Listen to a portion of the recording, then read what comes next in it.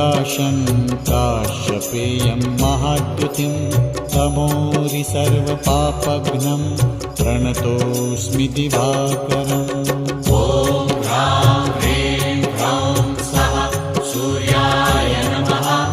ॐ ह्रां ह्रीं ह्रौं स्वः सूर्याय नमः। जपाकुसुमसङ्काशं काश्यपेयं महाद्युतिं तमोरि सर्वपापघ्नं प्रणतोऽस्मि दिवाकरम्।